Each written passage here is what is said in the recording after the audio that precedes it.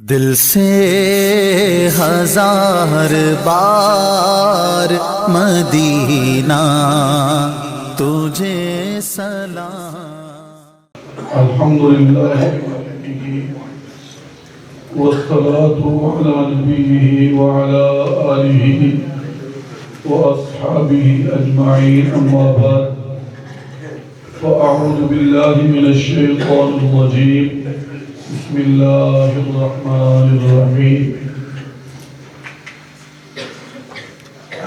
ألم نشرح لك صدرك آمنت بالله صدق الله وصدق رسوله النبي الكريم إن الله وملائكته يصلون على النبي يا أيها الذين آمنوا صلوا عليه وسلموا تسليما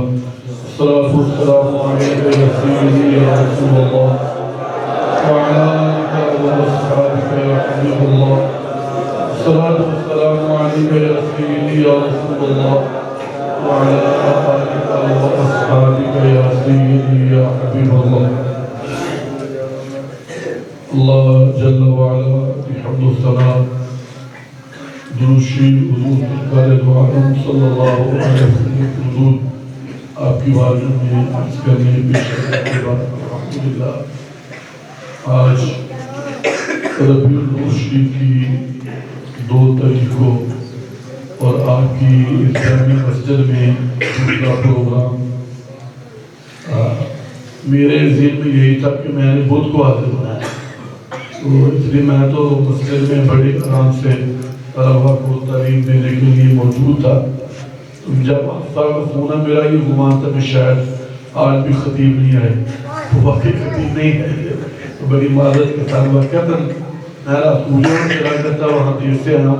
تو میرے میں یہ ذہن میں بالکل نہیں تھا میرا تھا کہ آپ نے مجھے کہ 3 تاریخ یا 4 تاریخ کو پروگرام یہ تو میرے ذہن میں وہی تھا کہ 4 تاریخ کو یعنی یا 3 کو چاند نظر آیا تو 3 ہوگی نہیں تو 4 تاریخ ہو چلو بہر معذرت کے ساتھ اللہ تعالیٰ آپ کا بیٹھنا اور ہمارا یہاں بیٹھنا اللہ کی بات قبول فرمائے۔ سادہ سا ایک حدیث کا مفہوم ہے اللہ کرے ہماری نیتیں درست ہوں اور اس نیت کی درستگی کے ساتھ جب تک آپ مسجد میں حاضر رہیں گے خواہ زبان سے کوئی ذکر کرے نہ کرے یقین رکھیے اللہ کے فرشتے آپ کے لیے مسلسل دعائیں فرما رہے ہیں یہ حدیث کا مفہوم ہے الحمدللہ۔ تو اسی ضمن میں کہ ہم اللہ کے ذکر کے لیے اور سرکار دو عالم صلی اللہ علیہ وسلم کے فضائل کو آپ کے محاسن اور آپ کی خوبیوں کو بیان کرنے کے لیے الحمدللہ موجود ہیں تو روایت میں آتا ہے کہ سرکار دو عالم صلی اللہ علیہ وسلم نے ایک مجاہدین کا کارواں یمن کی طرف غالباً بھیجا اور وہ یمن سے بہت جلدی کامیاب ہو کر اور بڑا مال غنیمت حاصل کر کے واپس لوٹے۔ جب وہ کامیاب ہو کر تھوڑے وقت میں مال لے کر واپس آئے تو صحابہ میں سے ایک صحابی نے عرض کیا کہ یہ کارواں کتنا بختوں والا ہے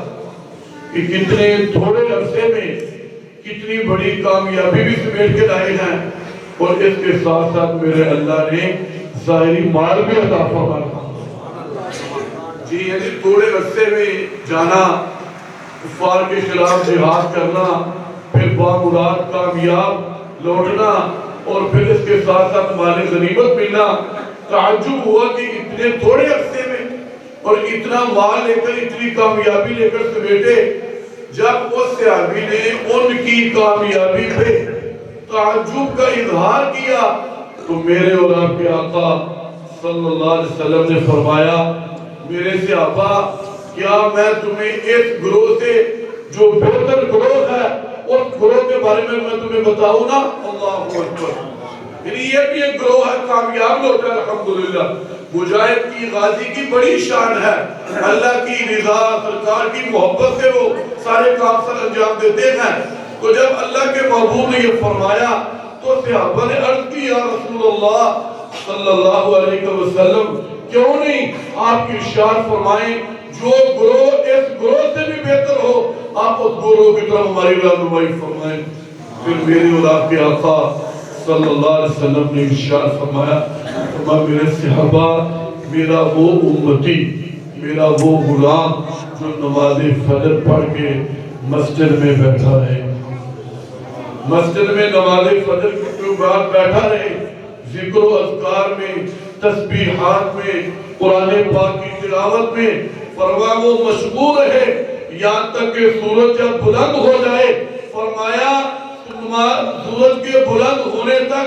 جو میرا امتی مسجد میں اللہ کے ذکر کے لیے، اللہ کی یاد کے لیے، ذکر و اذکار کے لیے مشغول رہے، فرمایا یہ جو گروہ ہے فرمایا اللہ کی یاد کے اعتبار سے یہ گروہ پہلے گروہ سے بھی زیادہ افضل ہے۔ یعنی میں آپ کو یہ عرض کرنا چاہتا ہوں کہ انما الاعمال بالنیات، عملوں کا دار و مدار نیت پہ الحمدللہ۔ یقین رکھیے کہ اس سے بڑا کوئی ذکر نہیں ہے کہ میں آپ بیٹھ کے اللہ رسول کا ذکر کریں، اللہ رسول کے ذکر سے اپنے ایمانوں کو جلا بخشیں، اپنے ایمانوں کو تازہ کریں، اور ساتھ ساتھ نیت یہ کریں کہ انشاءاللہ سورج کے طلوع ہونے تک ہم مسجد میں حاضر رہتے ہیں۔ جب محفل ختم ہوگی، محفل ختم ہونے کے بعد ہم انشاءاللہ اشراق کا دعانا بھی پڑھیں گے، الحمدللہ اشراق کا دعانا بھی پڑھیں گے جی، اس نیت سے محفل بھی سنیں گے، دعانا بھی پڑھیں گے، پھر دعا بھی کریں گے، پھر انشاءاللہ بالطبع سرکار کے ذکر کی برکت سے لنگر بھی کھائیں گے، الحمدللہ۔ تو اللہ کے محبوب صلی اللہ علیہ وسلم نے ارشاد فرمایا نماز فجر پڑھنے کے بعد جی نمازی اپنی جگہ پہ بیٹھا رہے یہاں تک کہ جب سورج شروع ہو جائے 20 منٹ کے بعد۔ آپ سب جانتے ہیں ہمارے علماء نے یہ بھی لکھا ہے کہ جب سورج طلوع ہو جائے، سورج طلوع ہونے کے بعد جو 20-21 منٹ ہیں اس وقت میں قرآن پاک کی تلاوت کی بجائے اگر بندہ استغفار کرے، ذکر و اذکار کرے، درود و سلام پڑھے، یہ بہتر ہے جی۔ یعنی مکروہ وقت میں قرآن پاک کی تلاوت بہتر ہے آپ نہ فرمائیں، لیکن اگر آپ کر لیں تو تب بھی اجازت ہے، الحمدللہ۔ اس طرح باقی جو اوقات ہیں ان کے لیے بھی یہی حکم ہے جی۔ تو عرض کرنے کا مفہوم یہ ہے کہ آپ اس نیت کے ساتھ کہ نماز فجر پڑھی ہے، مجھے علم ہے آپ کی اس مسجد میں بڑے بزرگ ہیں الحمدللہ جو اشراق کے لیے مسجد میں موجود ہیں الحمدللہ۔ ہو سکتا ہے میری بات سن کے جی کہ ایک وہ گروہ ہے، ایک گروہ نماز فجر کے بعد مسجد میں حاضر ہے اللہ رسول کے ذکر کے لیے، اللہ کی یاد کے لیے، پھر نماز اشراق پڑھتا ہے۔ اللہ کے فضل سے نماز اشراق ایک حج اور ایک عمرہ کے برابر ہے الحمدللہ۔ اگر آپ یہ نیت فرما لیں گے تو انشاءاللہ مجھے عرض کرنے کا، اللہ آپ کو عمل کرنے کا ضرور ثواب عطا جی۔ تو اسی ضمن میں حضرت عبداللہ بن یعلا رضی اللہ تعالیٰ عنہ غالباً حدیث کے راوی ہیں، جو میں نے کل اپنی مسجد میں درس دیا، میں آج آپ کو بھی وہی درس سنا دیتا ہوں جی۔ تو حضرت فرماتے ہیں کہ میں سرکار دو عالم صلی اللہ علیہ وسلم سے فرماتے ہیں وہ 3 باتیں میں نے دیکھی ہیں جو میں نے پہلے وہ 3 باتیں نہیں دیکھی اللہ جی۔ فرماتے ہیں وہ 3 کیا باتیں ہیں؟ فرماتے ہیں کہ سرکار دو عالم صلی اللہ علیہ وسلم آپ تشریف لے جا رہے ہیں، اور جو افسر نے موضوع لکھا ہے انشاءاللہ وہ یہ حدیث اس موضوع کو بھی ٹچ کرے گا الحمدللہ۔ فرماتے ہیں کہ سرکار تشریف لے جا رہے ہیں، ایک خاتون ہے اور اس کا ایک بچہ ہے جس کو انتہا قسم کا جنون ہے، مجنون ہے، بیمار ہے، پاگل ہے جی۔ جب سرکار تشریف لے گئے ہیں تو اس خاتون نے جب اللہ کے محبوب کو دیکھا تو اس خاتون نے سرکار دو عالم صلی اللہ علیہ وسلم کی بارگاہ میں عرض کی کہ اے اللہ کے محبوب صلی اللہ علیہ وسلم، آپ دیکھ رہے ہیں کہ یہ میرا بچہ کتنا بیمار ہے، کس قدر اس کو جنون ہے۔ میرے اور آپ کے آقا صلی اللہ علیہ وسلم نے فرمایا، اے خاتون اگر تم چاہو تو ہم اس بچے کے لیے اللہ کی بارگاہ میں دعا کریں، اگر تم چاہو تو ہم دعا کریں، یعنی جو آپ چاہیں، جو سرکار سے مانگے سرکار عطا فرماتے ہیں۔ جی تو اس خاتون کو سے آپ نے فرمایا اگر تم چاہو تو میں اللہ کی بارگاہ میں عرض کروں، تو اس خاتون نے عرض کی کہ اے اللہ کے محبوب آپ میرے بیٹے کے لیے دعا فرمائے۔ اللہ راوی فرماتے ہیں سرکار دو عالم صلی اللہ علیہ وسلم نے اس بچے کے لیے دعا فرمائی اور آپ تشریف لے گئے۔ فرماتے ہیں آپ آگے تشریف لے گئے، جب آپ آگے تشریف لے گئے تو ایک اونٹ ہے جو اپنی زبان میں بڑبڑا رہا ہے، کچھ عرض کر رہا ہے۔ میرے اور آپ کے آقا صلی اللہ علیہ وسلم نے اس اونٹ کا جو مالک ہے اس کو حاضر خدمت ہونے کی کا ارشاد فرمایا۔ وہ اونٹ کا جو مالک ہے وہ آیا، اللہ کے محبوب صلی اللہ علیہ وسلم نے فرمایا یہ اونٹ تمہاری شکایت لگا رہا ہے، جی اپنی درخواست جو ہے، اپنی جو عرض جو ہے، اپنی پریشانی جو ہے وہ عرض کر رہا ہے۔ فرمایا یہ اونٹ یہ مجھے بتا رہا ہے کہ اے اللہ کے محبوب صلی اللہ علیہ وسلم، میں نے اپنا بچپن بھی، میں نے اپنی جوانی بھی ان کے ہاں گزاری ہے، ساری زندگی میں نے ان کی خدمت کی ہے، ان کا کام کیا ہے، یہ مجھ سے کام لیتے رہے ہیں، آج میں بوڑھا ہوا ہوں، جی ان کے کام نہیں آ سکتا، تو یہ مجھے ذبح کرنے کا ارادہ رکھتے ہیں، یہ مجھے ذبح کرنا چاہتے ہیں۔ تو عرض کرنے کا مفہوم یہ ہے کہ اس اونٹ نے شکایت لائی گئی، اللہ کے محبوب نے ان کے مالکوں کو اس کے ساتھ حسن اخلاق کا، جی جو آپ جو مانگے سرکار عطا فرماتے ہیں، اس اونٹ نے آپ کی بارگاہ میں شکایت لگائی، اللہ کے محبوب نے اس کے مالکوں کو ارشاد فرمایا، پھر آگے تشریف لے گئے۔ اللہ راوی فرماتے ہیں جب سرکار آگے تشریف لے گئے ہیں تو اللہ کے محبوب صلی اللہ علیہ وسلم نے مجھے ارشاد فرمایا، فرمایا وہ جو سامنے دو درخت ہیں ان دو درختوں کو جا کے یہ پیغام دو، اللہ کے نبی تمہیں فرماتے تم آپس میں مل جاؤ۔ اللہ جی یہ ستون ہے نا، ایک اس طرف ہے ایک اس طرف ہے، ہمارے درمیان میں خلاق ہے، وہ درخت بھی اسی طرح تھے، علیحدہ تھے۔ فرمایا جا کے ان کو پیغام دے دو، اللہ کے محبوب فرماتے ہیں تم آپس میں مل جاؤ۔ اللہ فرماتے ہیں میں نے پیغام دیا، اللہ اکبر، وہ درخت جو ہے وہ جڑوں سے انہوں نے اپنے کو کھیڑا، آپس میں مل گئے۔ فرماتے ہیں اللہ کے محبوب ان کی اور میں تشریف لے گئے، قضائے حاجت فرمائی، واپس تشریف لائے، پھر مجھے فرمایا جاؤ جا کر ان درختوں کو پیغام دے دو، تمہیں اللہ کے نبی فرماتے تم علیحدہ ہو جاؤ۔ فرماتے ہیں میں نے پیغام دیا، وہ علیحدہ ہو گئے۔ جی سرکار واپس تشریف لے آئے، جی وہ بچہ جس کے بارے میں اللہ کے محبوب نے دعا فرمائی تھی، فرماتے ہیں جب ہم واپس آئے ہم نے دیکھا وہ بچہ بچوں کے ساتھ صحیح سلامت پھر رہا۔ اللہ اکبر، جی یعنی اس کو جنون کی بیماری نہیں۔ اللہ اکبر، فرماتے ہیں کہ جب اس کو جنون، اس کا جنون جاتا رہا، اس خاتون کے پاس 6 میڑے تھے، 6 پکڑے چھترے تھے، اس نے 6 میں سے 2 سرکار دو عالم صلی اللہ علیہ وسلم کی بارگاہ میں بطور نذرانہ پیش کیا۔ یعنی بزرگوں کی بارگاہ میں نظر پیش کرنا، ہدیہ اور تحفہ پیش کرنا۔ فرماتے ہیں وہ خاتون فرماتی ہے سرکار کی دعا کے بعد پھر اس بچے کو کبھی دوبارہ جنون نہیں ہوا۔ الحمدللہ جی اللہ تعالیٰ نے میرے اور آپ کے آقا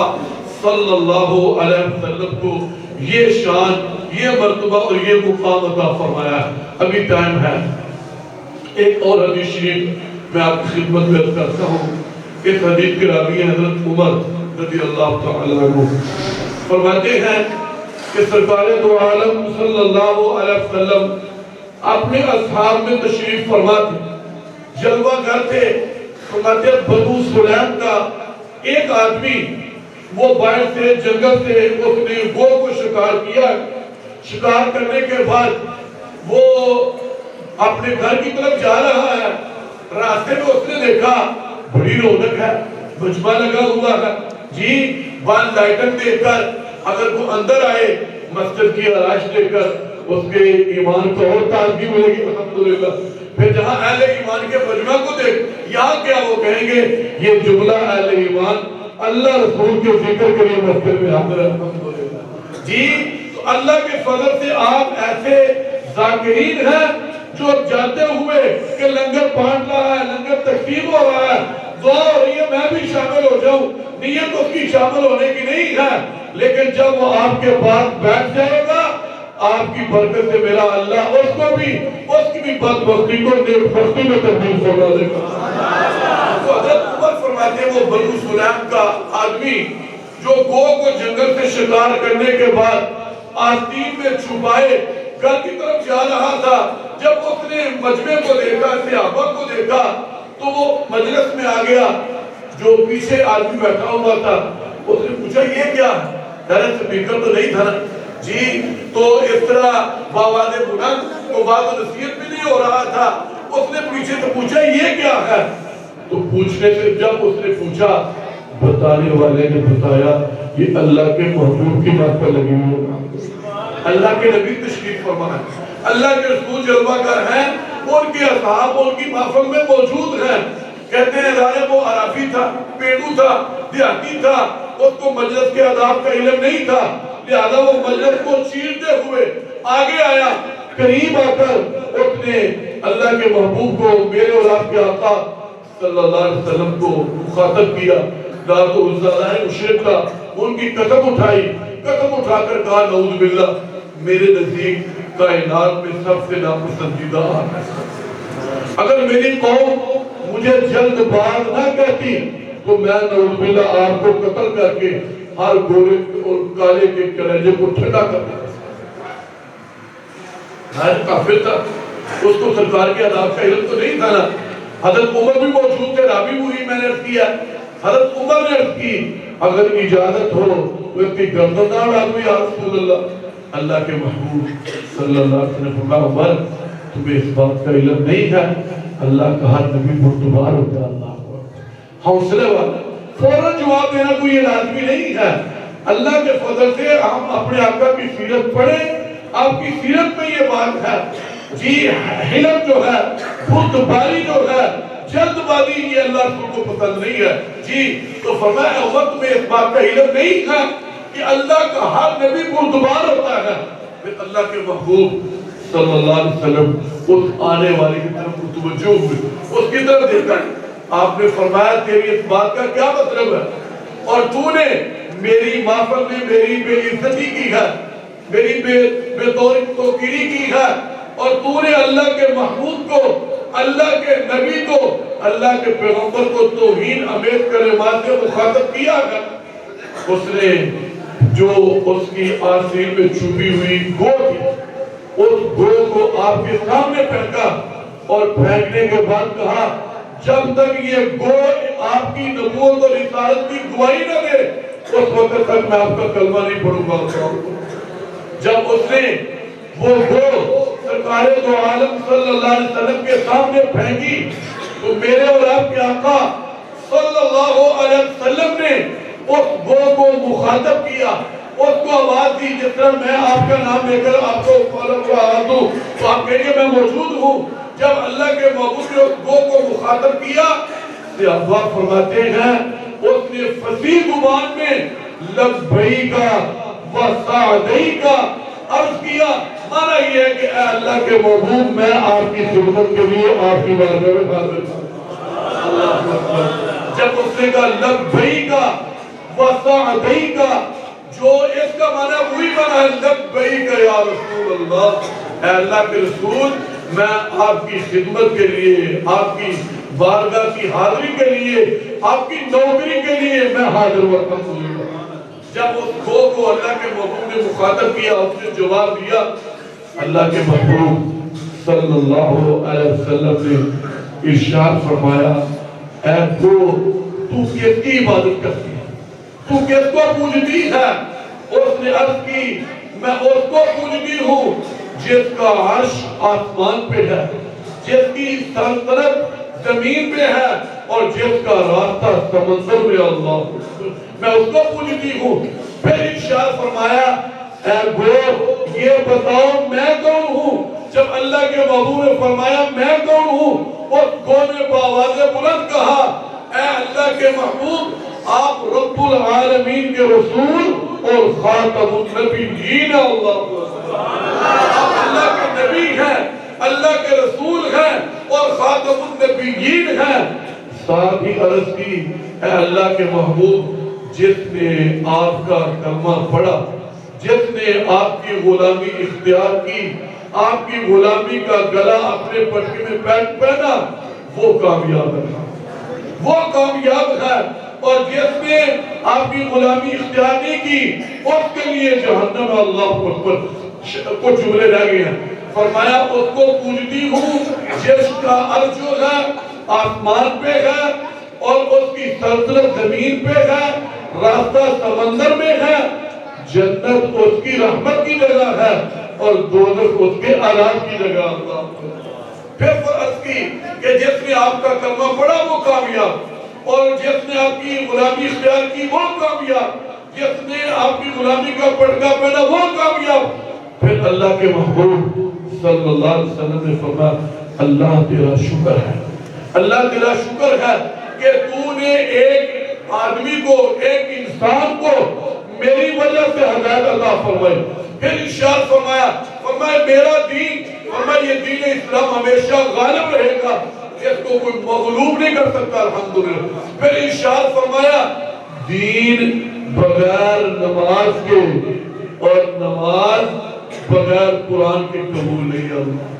یہ آخری پیغام ہے، یہ آخری پیغام ہے۔ فرمایا دین غالب ہے، اور فرمایا دین بغیر نماز کے اور نماز بغیر قرآن کے۔ ہم کو پتہ ہے نماز کا عام ترین فرض ہے نماز میں قرات کرنا، رکوع کرنا، سجود کرنا۔ تو اللہ کے محبوب نے ارشاد فرمایا آخری جملہ جو ہے فرمایا دین بغیر نماز کے اور نماز بغیر قرآن کے وہ قابل قبول نہیں ہے۔ عرض کی یا رسول اللہ پھر مجھے نماز کی بھی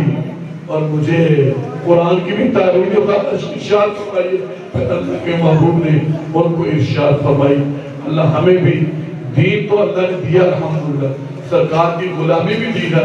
اللہ دین جس طرح نماز کے بغیر نہیں ہے اور نماز بغیر قرآن کے نہیں ہے، اللہ ہماری نمازوں کو بھی اور اللہ ہمارے قرآن کو بھی درست فرما دے۔ اللہ سمجھ کے عمل کی توفیق عطا فرما۔ اپنی بارگاہ میں قبول فرما۔ الحمدللہ نماز فجر سے لے کر نماز اشراق تک مختصر وقت میں الحمدللہ ذکر و اذکار بھی ہوتا ہے، درود و سلام بھی ہوتا ہے، درس و بیان بھی ہوتا ہے،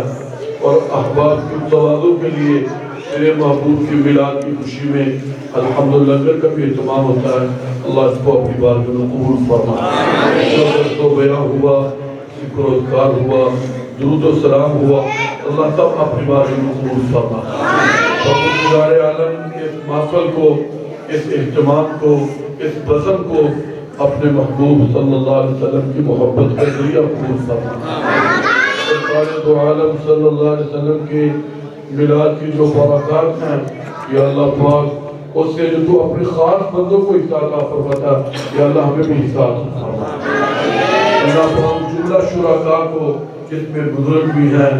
نوجوان بھی ہیں، بچے بھی ہیں، اللہ سب کو برکتوں سے مالا مال فرما۔ جو بیمار ہیں اللہ بیماروں کو صحت و شفا عطا فرما۔ جو پریشان ہیں اپنے محبوب کے میلاد کی برکت سے سب کی دینی دنیاوی مشکلات کو آسان فرما۔ بے اولادوں کو صالح اولاد عطا فرما۔ پروردگار عالم ہماری اس مسجد کے جو نمازی ہیں، جو بانیان ہیں، جو حاضرین کے ابا و اجداد ہیں، خصوص غلام فرید خان صاحب، عاشق حسین بھٹی صاحب، حاجی ابراہیم صاحب، حاجی نذیر صاحب، اور اس کے ساتھ ساتھ واجد علی حجرہ صاحب جنہوں نے اس محفل کا لنگر کا بھی اہتمام کیا، ان کی والدہ ماجدہ اللہ سب کی مغفرت فرما سرکار دو عالم صلی اللہ علیہ وسلم کی ساری امت مرحومہ کی بخشش فرما یا اللہ اس مسجد کے امام و خطیب قاری زوال صاحب جلالی اللہ ان کے نمازیان ان کے محبین منتظمین شرکاء اللہ سب کو برکتوں سے مالا مال فرما اللہ ہمارے ذوق میں اللہ ہمارے شوق میں اللہ شوق بندگی میں اللہ مزید ہمیں سرور کرم عطا فرما پروردگار عالم یہ 12 روزہ محافل اللہ پاک اس کا اہتمام خرچ کرنا اللہ سب تیری رضا کے لیے اور تیرے محبوب کی محبت میں ہے اللہ اپنی بارگاہ کو قبول فرما جو بیٹھتے ہیں اللہ ان کا بیٹھنا قبول فرما اللہ سرکار کے ملاد کی برکت سے پوری امت مسلمہ بالخصوص ہمارے اہل خانہ قالو راضی صاحب فرما رضوان کا پہلے دادا جی بیمار ہیں اللہ ان کو اور باقی جو بیمار ہیں اللہ جملہ بیماروں کو شفا عطا فرما کہتے رہتے ہیں بندے تیرے کرتے پوری ارزو ہر بے کو مجبوری صلی اللہ تعالی علی رسولہ خیر خلقہ محمد وعلی آلہ